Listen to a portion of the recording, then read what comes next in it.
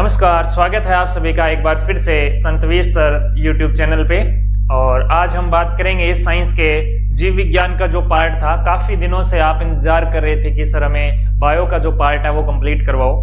तो आज हमने बायो के अंदर जो पहला जो टॉपिक आता है कोशिका, उससे रिलेटेड जो महत्वपूर्ण प्रश्न बनने वाले हैं वो सारे क्वेश्चन जो है अपने इस वीडियो के अंदर कवर करेंगे, जो अपने एग्जाम के पॉइंट ऑफ व्यू से मोस्ट इंपॉर्टेंट है। उससे पहले आपके लिए एक छोटा सा एनर्जी बूस्टर डोज कि यूं ही नहीं मिलती मंजिलें, एक जुनून सा दिल में जगाना होता है।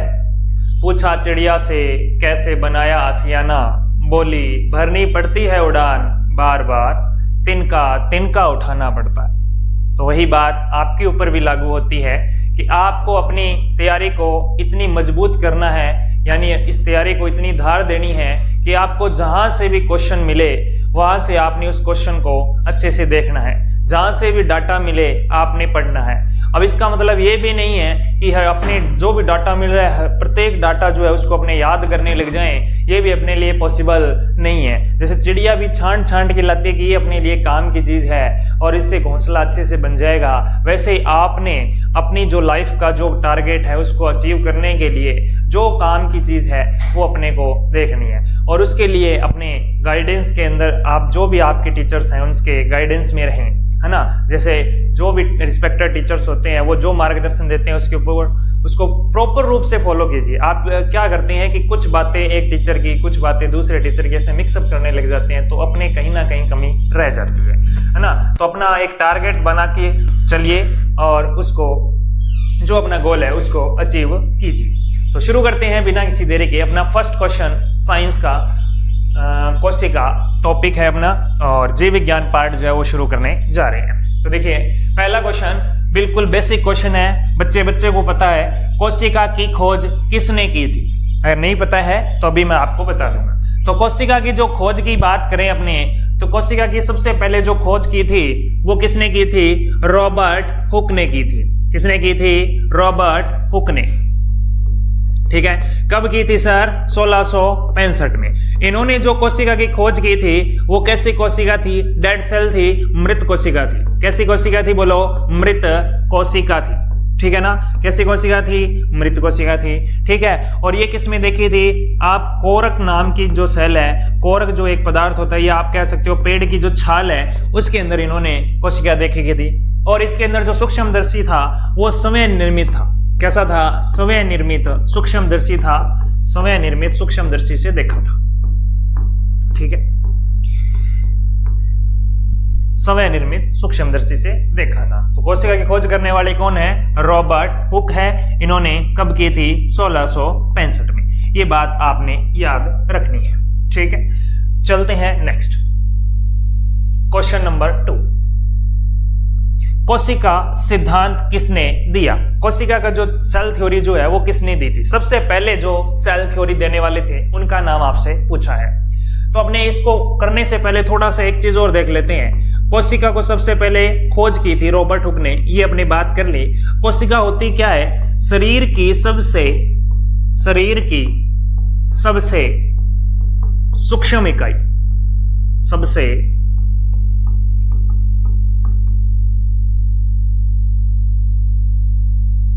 शरीर की सबसे सूक्ष्म या छोटी जो इकाई है,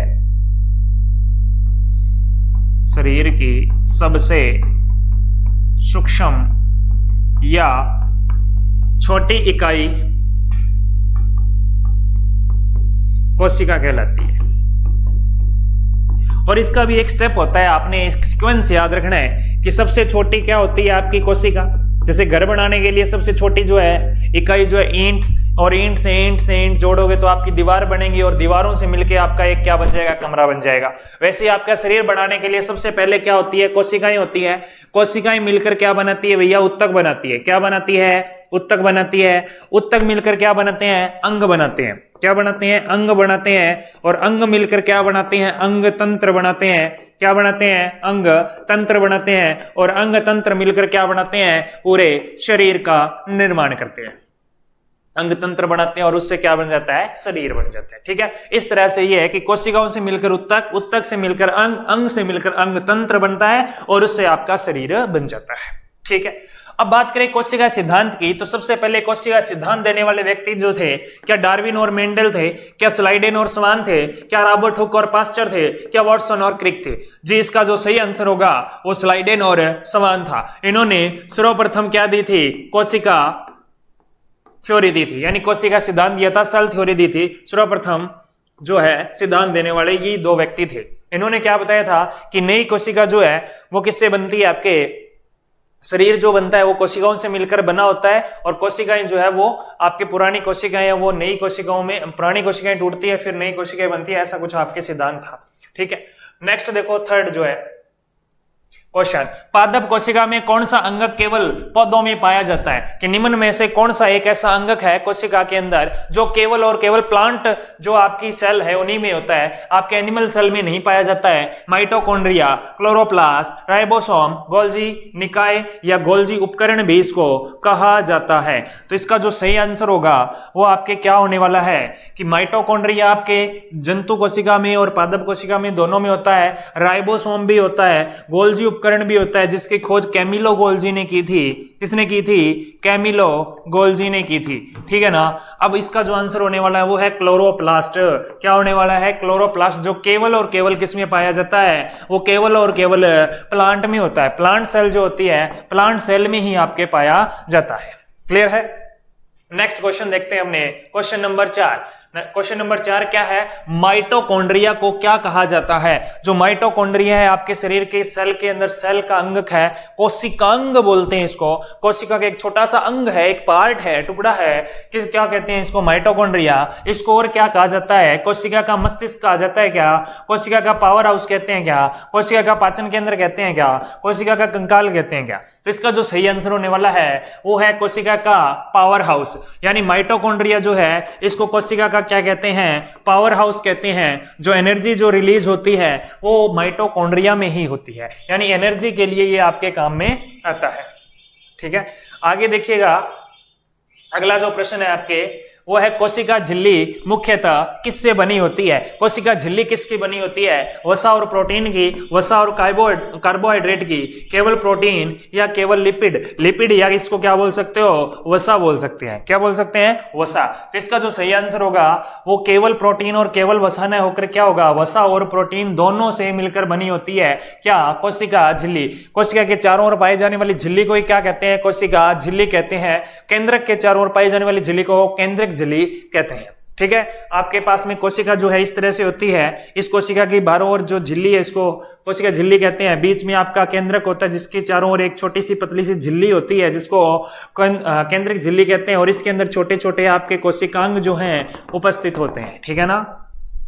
ओके, नेक्स्ट देखिएगा, अगला क्वेश्चन जो है ये क्वेश्चन क्या कह रहा है? लाइसोसोम को क्या कहा जाता है? जो आपका लाइसोसोम कोशिकांग है इसको क्या कहते हैं? कोशिका का भंडार गृह कहते हैं, कोशिका की आत्मघाती थैला कहते हैं या थैली कहते हैं, उसके बाद में कोशिका का पावर हाउस कहते हैं, कोशिका का ढांचा कहते हैं। कोशिका का ढांचा जो है वो तो किसके ऊपर निर्भर करता है? आपके कोशिका झिल्ली के ऊपर निर्भर करता है, या कोशिका भित्ति जो होती है उसके ऊपर डिपेंडेंट होता है पादप के लिए। कोशिका का पावर हाउस किसको कहते हैं? माइटोकॉन्ड्रिया को कहते हैं, ये अपने पढ़ चुके हैं। उसके अलावा कोशिका का जो भंडार गृह है ये किसको कहते हैं? ये आपके जो रिक्तिका है उसको कहते हैं। तो कोशिका की आत्मघाती थैली जो है ये आपके लाइसोसोम को कहते हैं। किसको कहते हैं? लाइसोसोम को। क्यों कहते हैं? क्योंकि ये क्या करता है, जब इसको कुछ आपके पचाने के लिए नहीं मिलता है, आपको जो भी मटेरियल है जो आप खाते पीते हो, जो भी पदार्थ, उस भोजन को पचाती है और उससे एनर्जी को रिलीज करती है। तो इसको कोई भी पदार्थ नहीं मिलता तो ये खुद की सेल को ही क्या करने लग जाती है? डाइजेस्ट करने लग जाती है,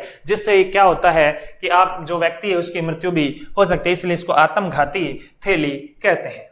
अगला जो क्वेश्चन है 7 नंबर, डीएनए किस में पाया जाता है? डीएनए का पूरा नाम डीऑक्सी राइबोन्यूक्लिक एसिड होता है, और जो ये डीएनए है ये आपके एक पीढ़ी से दूसरी पीढ़ी में जो जीव द्रव्य बोल दो या आपके जो आनुवांशिक लक्षण है उनको स्थानांतरण करने में महत्वपूर्ण भूमिका निभाता है।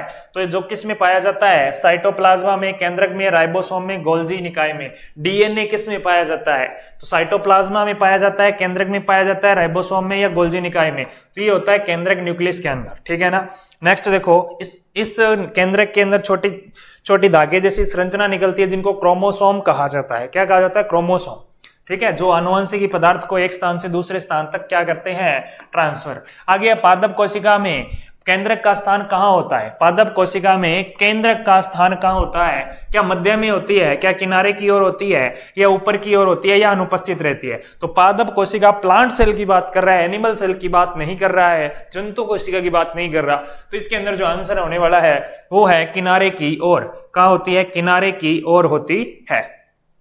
नेक्स्ट है क्वेश्चन नंबर 9, क्या कह रहा है क्वेश्चन नंबर 9, कोशिका विभाजन का वह प्रकार जिसमें गुणसूत्रों की संख्या आधी हो जाती है क्या कहलाती है। यानी कि जो गुणसूत्र है वो पहले से कितने रह जाते हैं, आधे। एक में तो क्या होती है, एक सेल होती है, उसके अंदर से दो ही आपके आगे न्यू जो आपके संतति जो है बनती है, यानी संतति पैदा होती है। एक से आपके कितनी बन रही है, दो बन रही है। एक के अंदर क्या होता है, एक में से इस तरह से एक, आगे दो के अंदर दो से क्या बनती है, फिर से दो, यानी एक जो है वो ओवरऑल जो है 4 प्रोडक्ट लॉन्च करेगा। इट मींस 4 संतति उत्पन्न करेगा, जिसके अंदर आधे आधे गुणसूत्र ट्रांसफर होते हैं। इसको कहते हैं अर्धसूत्री विभाजन। और जिसके अंदर समान गुण आगे जाते हैं, सारे के सारे गुण अगली पीढ़ी में जाते हैं, वो होता है समसूत्री विभाजन। तो इसके अंदर जो आंसर होगा वो अर्धसूत्री विभाजन होगा। नेक्स्ट है पादप कोशिका में कठोरता किससे बनी रहती है। पादप कोशिका की बात कर रहा है और इसमें कठोरता किससे बनी रहती है, क्या केंद्रक से, क्लोरोप्लास्ट से, कोशिका भित्ति से, कोशिका झिल्ली से। तो इसका जो सही आंसर होने वाला है वो है कोशिका भित्ति। और कोशिका भित्ति स्पेशल क्या है कि केवल और केवल किस में पाई जाती है, ये केवल पादप कोशिका में पाई जाती है। ये केवल किसमें पाई जाती है, पादप कोशिका में। जंतु कोशिका में कोशिका भित्ति जो है वो अनुपस्थित रहती है। कोशिका भित्ति क्या रहती है, अनुपस्थित रहती है। ये बात आपने याद रखनी है। आगे अगला क्वेश्चन जो है आपका, राइबोसोम का क्या कार्य है। किसकी बात कर रहे हैं, राइबोसोम की अपने बात कर रहे हैं। राइबोसोम का क्या कार्य है, प्रोटीन का संश्लेषण करता है, वसा संश्लेषण करता है, ऊर्जा उत्पादन करता है, या पाचन करता है। तो राइबोसोम जो है एक ऐसा आपके पदार्थ, एक ऐसा अंगक है, कोशिकांग है, जो कि प्रोटीन का क्या करता है, संश्लेषण करता है। प्रोटीन का क्या करता है, संश्लेषण। प्रोटीन सिंथेसिस के अंदर यूज होता है, वो कौन है, राइबोसोम जो आपका कोशिकांग है ये यूज होता है। ठीक है, एनर्जी माइटोकॉन्ड्रिया रिलीज करता है। ठीक है, आगे है गोल्जी उपकरण का क्या कार्य है। अगला जो क्वेश्चन है वो क्या कह रहा है, गोल्जी उपकरण जो है इसका क्या कार्य है, ऊर्जा का उत्पादन करना है, पदार्थ का संशोधन और पैकेजिंग करना है, प्रोटीन का संश्लेषण है, या डीएनए का निर्माण है। तो इसका जो सही आंसर होगा वो होगा आपके पदार्थ का संशोधन और पैकेजिंग करना। पदार्थ का संशोधन और क्या करना, पैकेजिंग करना। ये गोल्जी उपकरण का क्या है, मुख्य कार्य है। अपने थोड़ा सा क्लास जो है वो फास्ट चलेगी, क्योंकि अपने काफी सारे क्वेश्चन है वो सारे के सारे अपने एक ही क्लास में कंप्लीट करेंगे। चलिए आगे देखिएगा, क्लोरोप्लास्ट में कौन सा वर्णक पाया जाता है। क्लोरोप्लास्ट में कौन सा वर्णक पाया जाता है, क्लोरोप्लास्ट है ना। जो आपके क्लोरोप्लास्ट है एक ल्यूकोप्लास्ट होता है ना। तो इसके अंदर जो है क्लोरोप्लास्ट जो है उसमें वर्णक पाया जाता है, उसका नाम क्या है, कैरोटीन है, क्लोरोफिल है, एंथोसाइनोसिस है, या लाइकोपीन है। तो इसका जो सही आंसर होगा वो क्या होने वाला है, वो होने वाला है क्लोरोफिल। क्या रहने वाला है, क्लोरोफिल। क्लोरोफिल जो है उसके क्लोरोफिल वर्णक जो है ये कैसे रंग का होता है, अगर ये पूछें तो इसका रंग जो होता है वो होता है भाई साहब हरा। कैसा होता है, हरा होता है। ठीक, नेक्स्ट देखो, रिक्तिका का कार्य क्या है। क्या आ गया, रिक्तिका का कार्य क्या है, ऊर्जा उत्पादन करना है, पाचन करना, भंडारण करना, या प्रकाश संश्लेषण करना। तो इसका जो रिक्तिका जो है जो आपके पादप कोशिका के अंदर क्या होती है, छोटी होती है या अनुपस्थित रहती है, जंतु कोशिका में पाई जाती है। इसका सही कार्य जो है वो है भंडारण करना। क्या करना, भंडारण करना। ठीक है, क्या याद रखना है, भंडारण करना। नेक्स्ट क्वेश्चन देखो आप, क्वेश्चन नंबर 15 है, कोशिका भित्ति किसकी बनी होती है। ये कोशिका भित्ति अभी बताया था केवल पादप कोशिकाओं में होती है, जंतु कोशिकाओं में कोशिका भित्ति नहीं पाई जाती है, उपस्थित नहीं होती है, अनुपस्थित रहती है। तो ये किसकी बनी होती है, प्रोटीन की, या सेलुलोज की, या लिपिड की, या ग्लाइकोजन की। तो इसका जो सही आंसर होगा वो रहने वाला है सेलुलोज। क्या रहने वाला है, सेलुलोज। याद रखें कोशिका भित्ति किसकी बनी होती है, सेलुलोज की बनी हुई होती है। प्रोटीन की बात करें, प्रोटीन फैक्ट्री किसको कहते हैं, राइबोसोम को कहते हैं। किसको कहते हैं, राइबोसोम को प्रोटीन फैक्ट्री कहते हैं। याद रखना इस बात को। नेक्स्ट जो है अगला है चिकनी ईआर का कार्य क्या है, यानी आपके जो एंडोप्लाज्मिक रेटिकुलम जो होता है ना, ईआर जो है एंडोप्लाज्मिक रेटिकुलम, ये आपके दो प्रकार की होती है। एक तो आपकी होती है एसईआर और एक होती है आरईआर, यानी स्मूथ एंडोप्लाज्मिक रेटिकुलम और रफ एंडोप्लाज्मिक रेटिकुलम, ठीक है ना।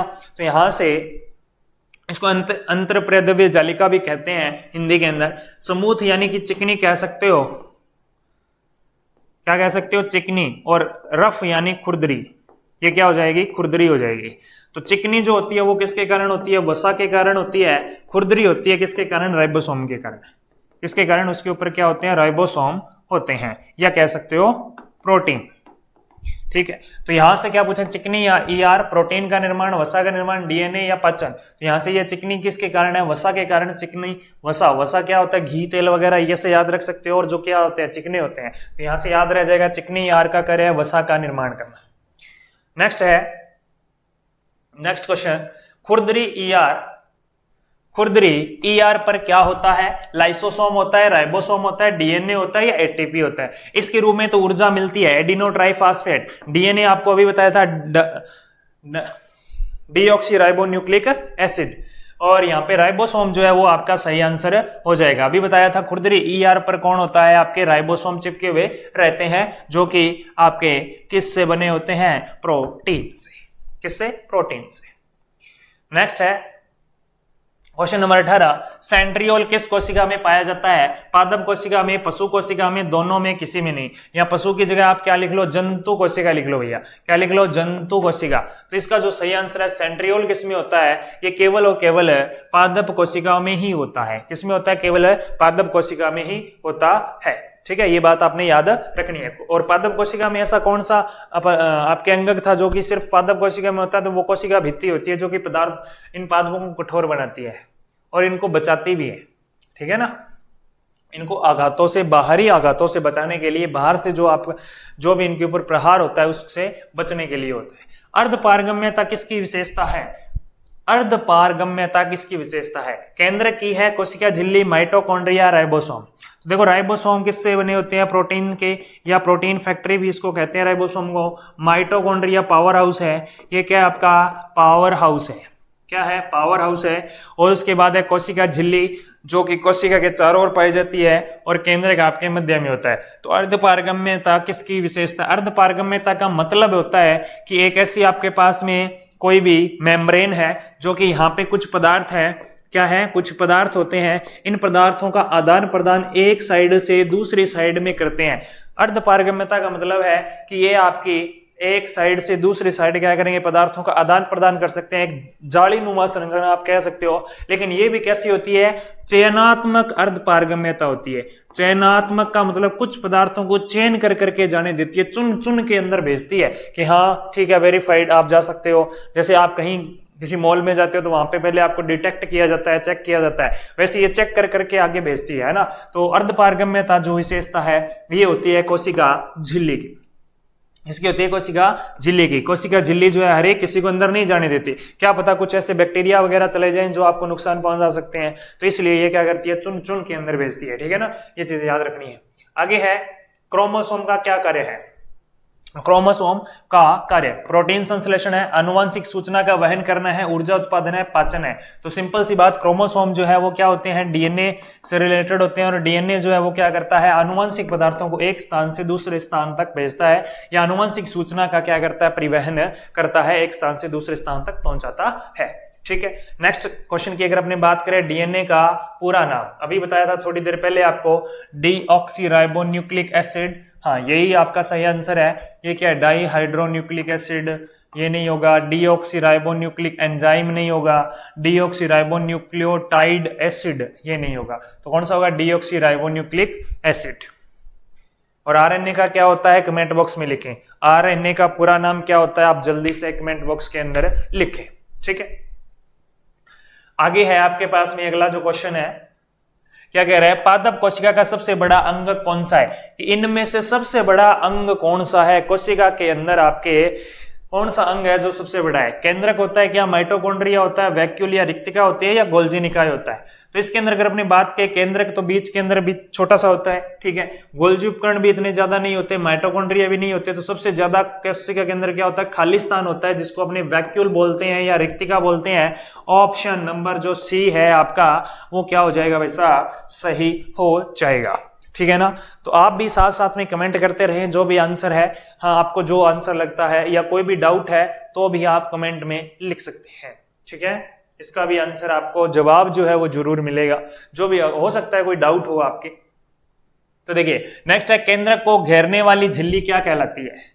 अभी बात की थी कोशिका के चारों ओर जो झिल्ली पाई जाती है उसको कोशिका झिल्ली कहते हैं, और जो केंद्रक के चारों ओर होती है उसको केंद्रक झिल्ली कहते हैं। तो यहाँ पे केंद्रक के चारों ओर है तो क्या कहलाएगी? कोशिका झिल्ली नहीं कहलाएगी, माइटोकॉन्ड्रियन झिल्ली नहीं कहलाएगी, एंडोप्लाज्मिक झिल्ली नहीं कहलाएगी, क्या कहलाएगी? वो केंद्रक झिल्ली कहलाएगी। क्या कहलाएगी? केंद्रक झिल्ली कहलाएगी, ठीक। नेक्स्ट देखिएगा, नेक्स्ट प्रश्न अच्छा प्रश्न है आपके कि प्रकाश संश्लेषण कहाँ होता है? जो प्लांट्स होते हैं, प्लांट सेल जो होती है वो प्रकाश संश्लेषण कहाँ करती है? वैक्यूल में होता है क्या, केंद्रक में होता है क्या, क्लोरोप्लास्ट में होता है क्या, माइटोकॉन्ड्रिया में होता है क्या? इसका सही आंसर क्या होगा? उससे पहले एक चीज और देख लो, प्रकाश संश्लेषण के लिए जो कच्ची सामग्री है उसके अंदर किस किस का नाम आता है? इसके लिए कौन कौन से पदार्थों की आवश्यकता होती है? एक तो आपको क्या चाहिए सर? जल चाहिए। क्या चाहिए? जल चाहिए। एक क्या चाहिए सर? कार्बन डाइऑक्साइड गैस चाहिए। क्या चाहिए? कार्बन डाइऑक्साइड गैस चाहिए। उसके अलावा क्या चाहिए आपको? सनलाइट चाहिए, सूर्य का प्रकाश चाहिए। सूर्य के प्रकाश के बिना ये संभव नहीं है। CO2 है, जल है, सनलाइट है। इसके अलावा एक और क्या चाहिए? पौधे के अंदर क्या होना चाहिए? क्लोरोप्लास्ट होना चाहिए। क्या होना चाहिए? क्लोरोप्लास्ट। और उस क्लोरोप्लास्ट से क्या मिलता है? क्लोरोफिल। किसकी उपस्थिति में होता है? क्लोरोफिल। जो पत्तियां होती है वो हरे रंग की किसके कारण होती है? क्लोरोफिल, या आप कह सकते हो क्या होता है? क्लोरोप्लास्ट होता है, जो कोशिका को आकार प्रदान रंग प्रदान करता है। जो आपके ये क्लोरोप्लास्ट, ल्यूकोप्लास्ट, ये रंग प्रदान करते हैं, ठीक है ना। तो इसका जो सही आंसर हो जाएगा वो हो जाएगा chloroplast, option number C. Next देखिएगा, अगला जो प्रश्न है आपकी स्क्रीन पे क्या कह रहा है? कौन सा कोशिकांग पाचन एंजाइम रखता है? कौन सा कोशिकांग इनमें से जो कि कोशिकांग पाचन एंजाइम रखता है? कोशिकांग को भी पचा सकता है, कोशिका के अंग को भी पचा सकता है, कोशिका के अंग जो है उनको भी पचा सकता है। अभी पढ़ा था कि कोशिका के अंगों को क्या कर देता है? वो पचा देता है, जिससे वो अपने क्या हो सकती है? मृत्यु भी हो सकती है। तो आत्मघाती थैली वाला जो क्वेश्चन था ना, उसकी हम बात कर रहे हैं। तो ये माइटोकॉन्ड्रिया, लाइसोसोम, गोल्जी निकाय, राइबोसोम क्या होता है? तो आपने पढ़ा था कि लाइसोसोम को आत्मघाती थैली कहते हैं क्योंकि ये पचाने की क्षमता रखता है। तो कोशिकांग को भी पचा सकता है। ऐसे एंजाइम कौन रखता है? लाइसोसोम रखता है। कौन रखता है भैया? लाइसोसोम रखता है, ठीक है। नेक्स्ट देखो क्वेश्चन नंबर 26 क्या कह रहा है?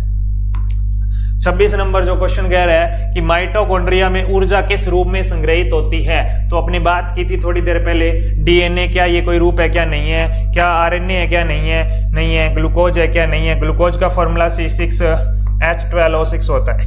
फॉर्मूला अगर पूछ ले तो C6H12O6 होता है। आरएनए राइबोन्यूक्लिक एसिड, अभी थोड़ी देर पहले मैंने कहा था आरएनए की फुल फॉर्म बताओ, तो कुछ ने तो कमेंट किया, कुछ ने कमेंट नहीं किया। तो कमेंट अब भी कर सकते हो आप, एक बार फिर से सुन के भी लिख लोगे तो भी याद हो जाएगा। क्या राइबोन्यूक्लिक एसिड है? ये डीऑक्सी राइबोन्यूक्लिक एसिड है, ठीक है ना। तो इसमें ऊर्जा जो है वो एटीपी की फॉर्म में होती है, और एटीपी का मीनिंग है एडिनो ट्राईफास्फेट। क्या होता है? एडिनो ट्राईफास्फेट, यानी फास्फेट के 3 आपके मॉलिक्यूल होते हैं, ठीक है ना। चलिएगा नेक्स्ट क्वेश्चन की हमने चर्चा करें, क्वेश्चन नंबर 27। ये भी चर्चा की अपने, एटीपी का पूरा नाम क्या है? एडिनोसिन ट्राईफास्फेट है क्या? एडेनिन ट्राईफास्फेट है क्या? एडिनोसिन ट्राईफास्फेट है क्या? एडेनिन ट्राईफास्फेट है क्या? तो एडिनो ट्राईफास्फेट, एडिनो ट्राईफास्फेट है।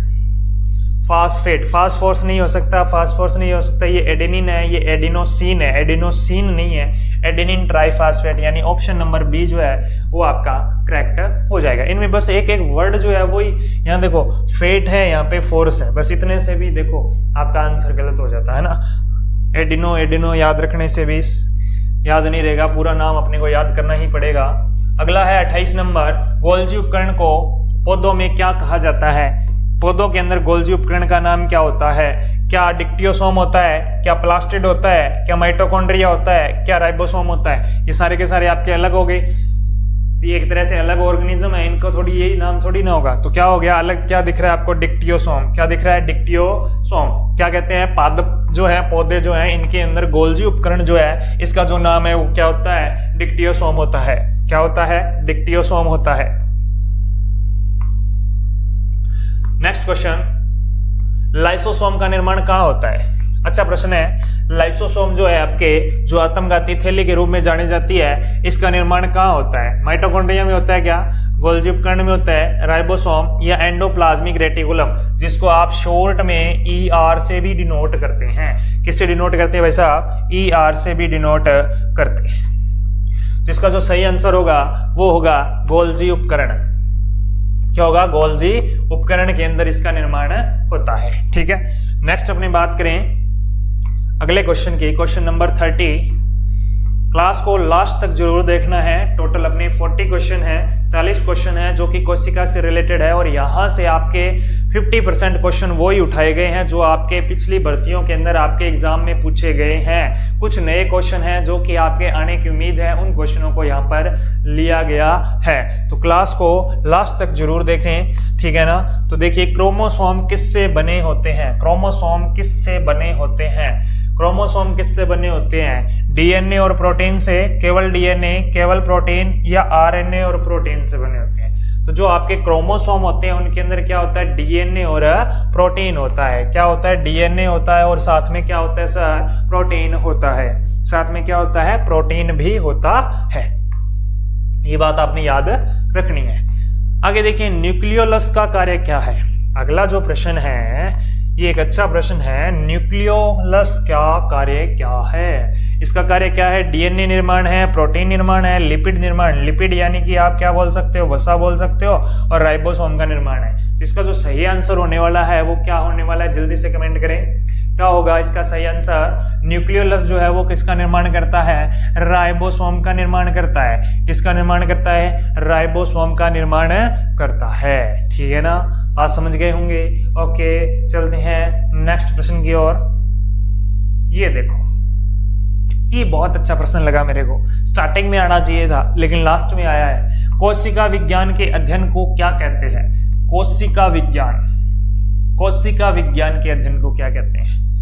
कोशिका विज्ञान कहेंगे, लेकिन ऑप्शन देखो आप कितने अच्छे अच्छे हैं। Botany, zoology, cytology, histology. Botany को क्या बोलते हैं? पादप विज्ञान। क्या बोलते हैं? पादप विज्ञान। ठीक है। जूलॉजी, जंतु विज्ञान।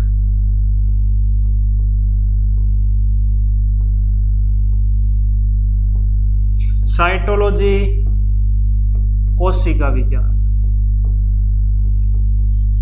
साइटोलॉजी, कोशिका विज्ञान। हिस्टोलॉजी, ये आप कमेंट में बताएंगे हिस्टोलॉजी किसको कहते हैं। ठीक है, ये कमेंट बॉक्स में बताएंगे, क्योंकि आप कमेंट बहुत कम कर रहे हो, आप आंसर दे ही नहीं रहे हो, है ना।